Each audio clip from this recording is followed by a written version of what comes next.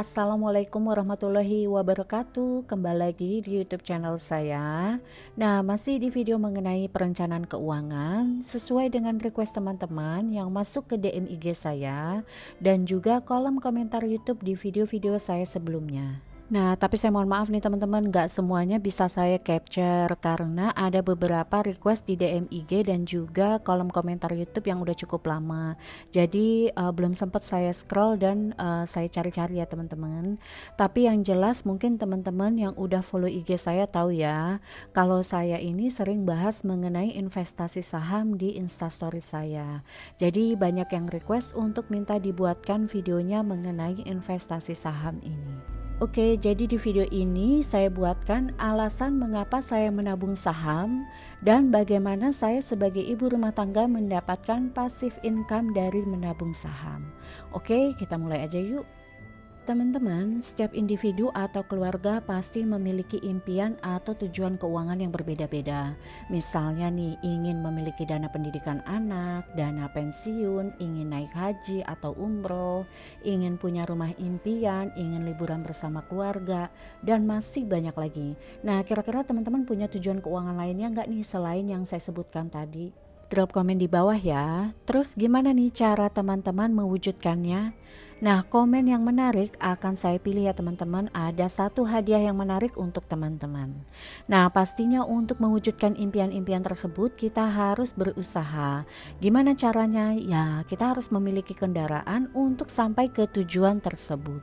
Kendaraan inilah yang kita sebut dengan investasi. Yap, investasi adalah aktivitas menempatkan modal baik berupa uang atau aset berharga lainnya ke dalam suatu benda, lembaga atau suatu pihak dengan harapan kita sebagai pemodal atau investor nantinya akan mendapatkan keuntungan setelah kurun waktu tertentu. Dan yang perlu diingat ya teman-teman, investasi dan menabung adalah dua hal yang berbeda. Karena jika kita hanya menabung di tabungan, maka uang kita akan tergerus oleh nilai inflasi yang setiap tahunnya akan bertambah. Belum lagi dengan potongan biaya administrasi setiap bulannya. Jadi jika kita ingin mewujudkan impian-impian kita tersebut, ya nggak cukup hanya dengan menabung di bank saja. Beda halnya jika kita berinvestasi, nilai return yang kita dapatkan akan terus bertambah setiap tahunnya, sehingga dapat melawan lajunya inflasi. Nah, yang akan saya bahas pada video kali ini yaitu mengenai investasi pasar modal, khususnya investasi saham. Yap, menabung saham. Oke, maksudnya bagaimana? Yuk kita mengenal dulu beberapa produk-produk investasi di pasar modal. Yang pertama ada reksadana pasar uang atau RDPU. Ini cocok untuk investasi jangka pendek minimal 2 tahun. Lalu yang kedua ada reksadana pendapatan tetap. Cocok untuk investasi jangka menengah 2-5 tahun. Lalu selanjutnya ada reksadana campuran. Ini cocok untuk investasi jangka menengah juga 2-5 tahun. Lalu selanjutnya ada obligasi atau surat berharga. Ini juga cocok untuk investasi jangka menengah 2-3 tahun. Ada juga yang hitungannya dalam bulan ya teman-teman. Lalu selanjutnya ada reksadana saham. Ini cocok untuk investasi jangka panjang di atas 5 tahun. Lalu selanjutnya ada investasi saham. Cocok untuk investasi jangka panjang juga di atas 5 tahun. Oke teman-teman, mungkin masih ada yang bingung apa sih reksadana? Yuk kita kenali dulu apa sih reksadana. Reksadana adalah wadah untuk menghimpun atau mengumpulkan dana dari masyarakat pemodal atau investor. Nah, dana-dana yang telah terkumpul tersebut nantinya akan diinvestasikan oleh manajer investasi ke dalam beberapa instrumen investasi seperti saham, obligasi, atau deposito. Jadi reksadana ini merupakan alternatif nih untuk teman-teman investor pemula. Untuk teman-teman yang masih bingung nih mau investasi apa, terus modalnya juga nggak banyak, terus juga nggak punya banyak waktu, serta keahlian untuk menghitung resiko atas investasi mereka. Karena akan dibantu oleh manajer investasi. Nah, di investasi reksadana ini teman-teman bisa invest dengan modal mulai dari 100 ribuan dan selanjutnya uang tersebut akan dikumpulkan dengan investor-investor lainnya yang kemudian akan dipilihkan produk-produk keuangan oleh manajer investasi.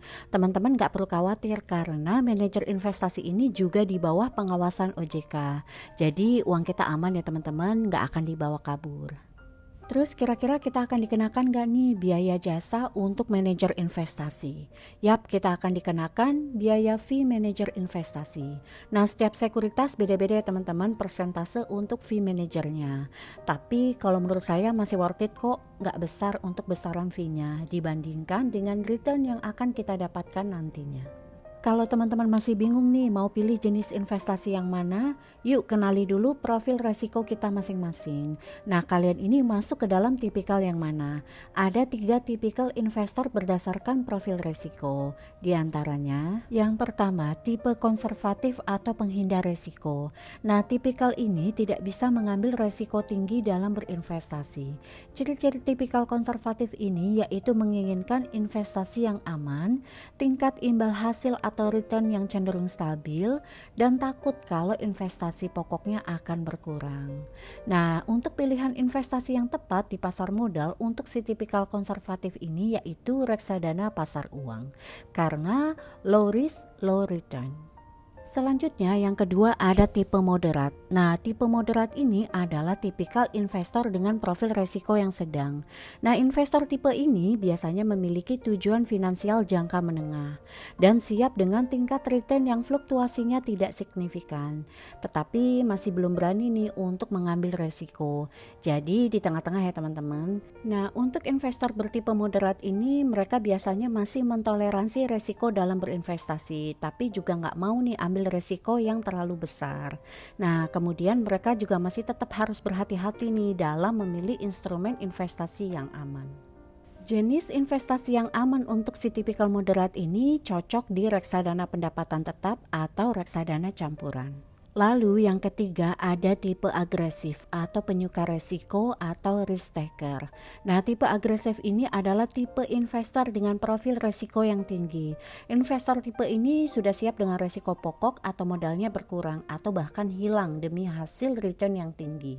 Nah, high risk, high return ya teman-teman.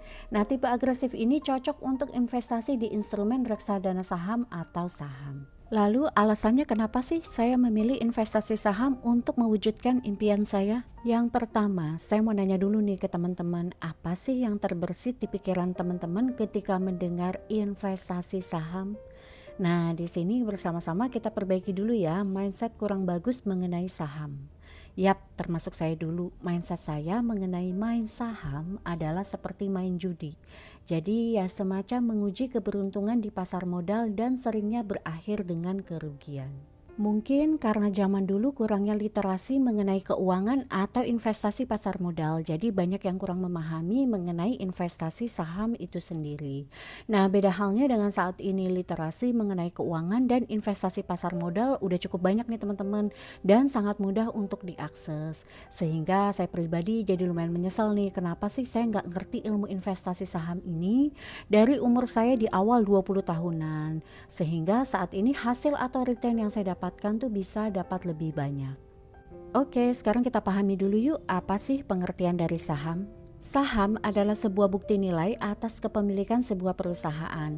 Nah, dengan membeli saham tersebut, maka itu adalah bukti bahwa kita sebagai salah satu pemegang saham dari perusahaan tersebut. Di sini ada beberapa kamus dasar ya yang teman-teman wajib tahu biar nggak bingung nantinya. Nah, yang pertama, layaknya pasar ada penjual, ada pembeli. Nah, pasar modal juga ada nih, ada penjual, ada pembeli. Penjual dalam pasar modal kita kenal sebagai emiten, yang mana perusahaannya ini sudah tercatat di Bursa Efek Indonesia atau bisa dikatakan perusahaan tersebut menjual sahamnya ke publik. Sedangkan pembeli dalam pasar modal disebut juga sebagai investor atau bisa dikatakan juga sebagai pemodal. Lalu selanjutnya ada yang namanya bank kustodian. Nah, bank kustodian ini bertindak sebagai tempat penitipan efek dari investor yang menjadi nasabahnya dan mewakili para pemodal untuk menerima bunga, dividen atau hal lainnya dari investor yang kemudian akan ditransaksikan kembali kepada pemodal tersebut. Mungkin teman-teman masih ada yang bingung nih atau belum ada bayangan maksudnya apa sih bank kustodian ini. Oke, kita lanjut ke poin berikutnya ya, nanti teman-teman juga akan mengerti kok. Selanjutnya, bagaimana nih cara kita untuk memulai menabung saham? Yang pertama, pilih sekuritas yang legal, sudah terdaftar dan diawasi oleh OJK atau Otorisasi Jasa Keuangan.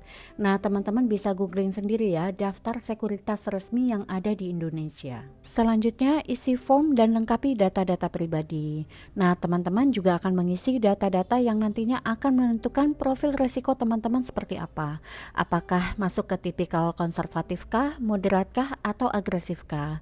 Yang nantinya ini akan berfungsi untuk memilih instrumen investasi apa sih yang cocok untuk teman-teman. Selanjutnya akan dibuatkan RDN atau rekening dana nasabah atas nama kita sendiri, yang mana nanti rekeningnya ini selanjutnya akan menjadi rekening transaksi kita dalam jual beli di pasar modal.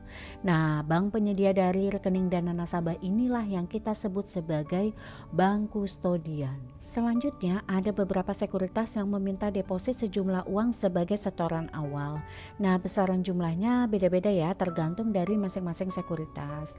Namun sekarang ini juga ada sekuritas yang tidak perlu menggunakan deposit atau setoran awal. Nah, teman-teman bisa browsing sendiri ya sekuritasnya apa saja.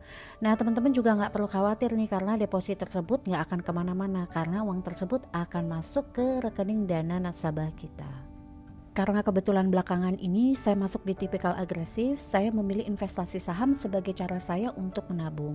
Nah, kalau menurut saya sih tipikal profil risiko investor itu bisa berubah ya seiring dengan berjalannya waktu. Pengalaman dan juga ilmu tentang investasi juga bisa mengubah profil risiko seseorang. Misalnya nih, dulu awal-awal saya masuk investasi pasar modal di awal umur 27-an, saya lebih memilih reksadana pasar uang untuk investasi saya.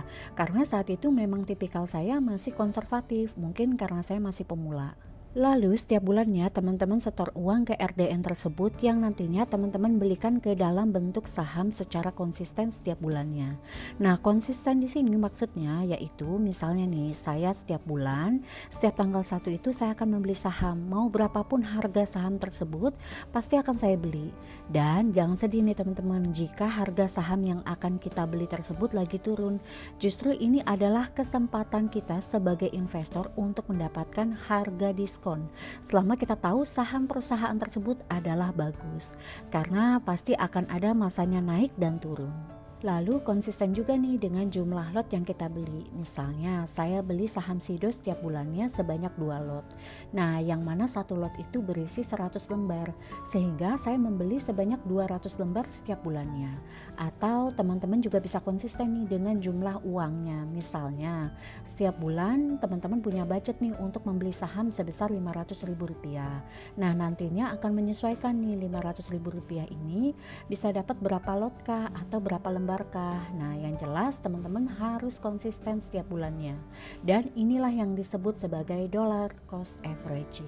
Yang perlu diingat ya teman-teman, bahwa menabung saham ini adalah investasi dengan resiko yang tinggi. Maka mindset yang harus kita punya adalah tabungan untuk jangka panjang. Karena fluktuasinya yang tidak menentu, menabung saham ini tidak cocok untuk teman-teman yang ingin menabung dalam jangka pendek. Karena khawatir ketika kita butuh uang tersebut dan pada saat kita ingin mencairkan, harga dari saham ini justru turun yang akhirnya menyebabkan kita kerugian. Nah, tetapi jika kita menabung dalam jangka panjang, jelas return yang akan kita dapatkan ini lebih tinggi. Dan rata-rata yaitu sekitar 15-20% per tahunnya.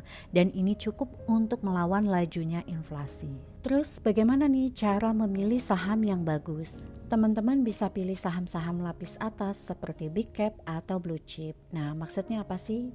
Nah, kalau kita menabung saham pada perusahaan-perusahaan yang berkualitas, berkapitalisasi tinggi, dan juga memiliki fundamental yang kuat secara konsisten, insya Allah dalam jangka panjang kita juga akan menikmati imbal balik atau return yang memuaskan. Teman-teman bisa browsing dengan ketik saham LQ45 terbaru, karena setiap 6 bulan sekali Bursa Efek Indonesia akan update daftar atau list 45 emiten terpilih dengan seleksi kriteria seperti penilaian atas likuiditas dan dengan pertimbangan kapitalisasi dari pasar.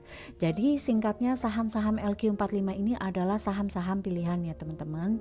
Nah, di sini adalah daftar dari saham-saham LQ45 terbaru periode Agustus 2021 sampai dengan Januari 2022. Kalau teman-teman masih bingung mau pilih saham yang mana di antara list atau daftar ini, simpelnya teman-teman bisa pilih aja nih produk-produk apa saja yang kira-kira sehari-hari teman-teman pakai. Misalnya dari sektor consumer goods. Nah, karena kita biasa makan Indomie, boleh deh kita pilih saham ICBP atau PT Indofood. Misalnya saya nih sebagai pemakai setiap produk tolak angin, saya pilih salah satu saham saya yaitu saham Sido. Selanjutnya, karena saya sebagai nasabah BRI, maka saya beli dari sektor finance yaitu saham BBRI yang juga dikenal sebagai bank buku 4 besar.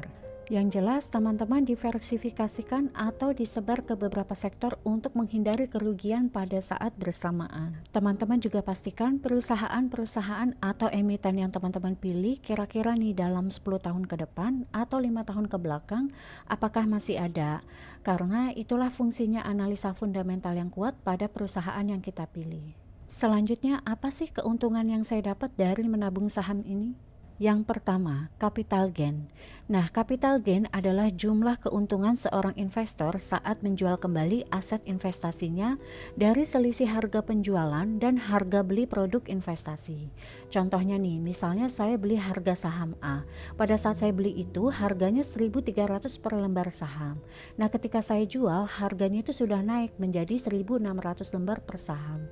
Nah, keuntungan dari selisih dari harga jual inilah yang disebut sebagai capital gain. Kebayangkan teman-teman, jika kita invest dalam jangka panjang pada perusahaan yang bagus, maka kenaikan harga sahamnya pun bisa berkali-kali lipat. Yang kedua, dividen. Dividen merupakan pembagian laba perusahaan kepada pemegang saham atau investor berdasarkan banyaknya jumlah saham yang dimiliki. Nah, minimal setiap perusahaan akan membagikan dividen kepada investornya setiap 1 tahun sekali. Nilai dividen yang akan diberikan kepada investor juga setiap perusahaan berbeda-beda, tergantung dari performa dan laba perusahaan di tahun tersebut. Bentuk dividen yang diberikan juga berbeda-beda, ada yang diberikan dalam bentuk uang, ada juga yang diberikan dalam bentuk lembar saham. Misalnya nih, untuk saham A, nilai dividen yang akan diberikan yaitu 1.000 per lembar saham. Nah, jika kita memiliki 10 lot atau 1.000 lembar, artinya kita akan diberikan dividen sebanyak 1 juta rupiah, yaitu 1.000 kali 1.000 lembar. Atau seperti saham Sido nih, mereka rutin memberikan dividen dalam bentuk lembar saham. Misalnya per 1 lot akan mendapatkan 1 lembar saham. Jadi dari dividen inilah saya mendapatkan passive income atau pendapatan pasif dari hasil menabung saham saya. Nah, semakin banyak jumlah saham yang kita tabung, maka keuntungan dari capital gain dan juga dividen akan semakin banyak. Oke, rasanya kalau membahas mengenai investasi pasar modal ini tidak bisa sebentar ya teman-teman, karena ruang lingkupnya cukup banyak. Mudah-mudahan teman-teman gak bosan nonton video saya dari awal sampai akhir yang durasinya cukup panjang ini. Semoga kedepannya saya bisa share lagi mengenai investasi pasar modal lainnya di video selanjutnya. Mudah-mudahan juga video ini dapat bermanfaat bagi teman-teman agar melek investasi. Please klik like kalau kalian suka dengan video ini dan klik share jika dirasa bermanfaat. Dan jangan lupa klik subscribe untuk mendukung channel ini. Dan terima kasih untuk support teman-teman atas channel ini hingga mencapai 1.000 subscriber. Semoga video-video saya dapat terus memberikan manfaat kepada teman-teman. Dan wassalamualaikum warahmatullahi wabarakatuh. Bye.